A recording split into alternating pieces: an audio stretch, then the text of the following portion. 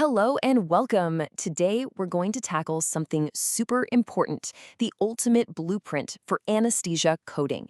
We'll break down the CPT Zero series step by step so you can build claims that are accurate, compliant, and complete. Let's dive in. It really can feel like that sometimes, can it?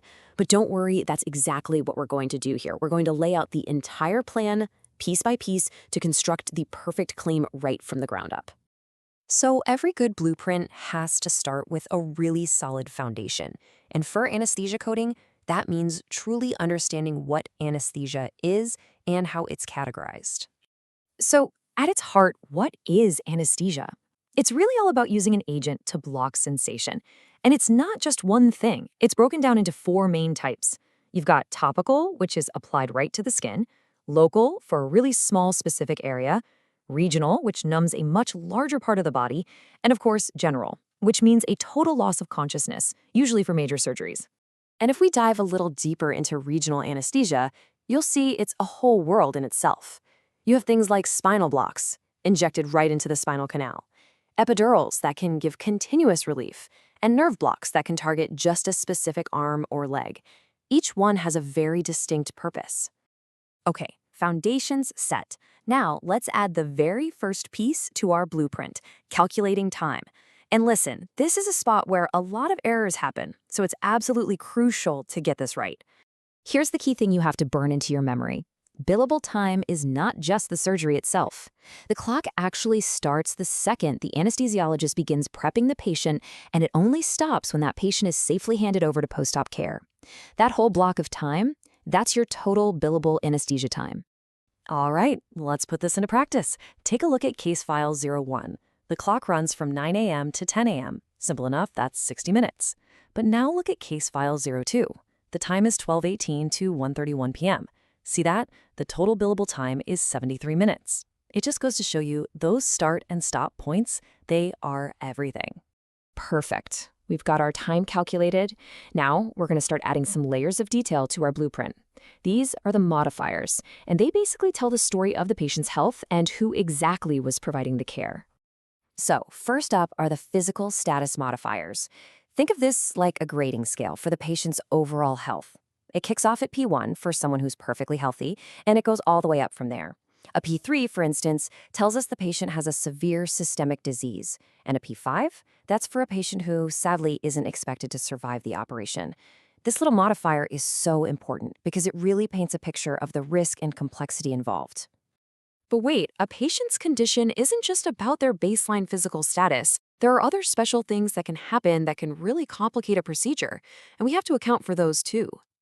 And that's exactly where these plus 99 add-on codes come into play. You use these for what are called qualifying circumstances. For example, you'd use plus 99 100 for patients at the extremes of age, so really young or really old. Or you might see plus 99 140, which signals that this was an emergency situation. These codes add that next critical layer of detail.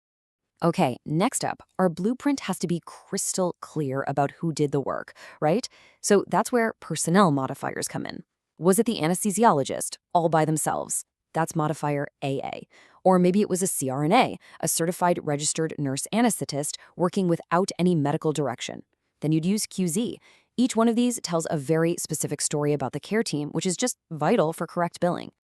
All right, our blueprint is really starting to take shape. It's looking pretty solid.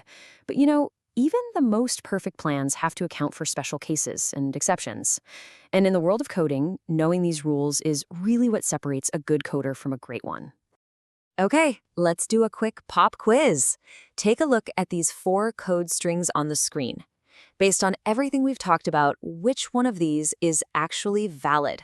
Is it A, B, C, or D? Go on, take a second to think about it. Did you get it?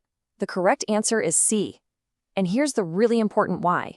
Modifier 23, which is for unusual anesthesia, can only be tacked onto an anesthesia code from the 0 series. See how the other options added to surgery codes? That's a no-go. This is a perfect example of why knowing which modifier belongs to which code family is so important. Now here's another classic special case that honestly trips up a lot of people. Let's say you have general anesthesia and a separate nerve block for post-op pain. You need to bill for both, right? Well, the absolute key, the linchpin here, is modifier 59. You have to add it to the nerve block code. It's like you're telling the payer, hey, this was a totally distinct, separate procedure. If you forget it, they're probably going to think you're double billing and just deny the claim. Okay, here we go. We have all of our components, we've laid the foundation, we've calculated the time, we've added all those layers of detail, and we've even looked at the special exceptions. It is time for the final assembly. Let's put our blueprint into practice with a real-world case.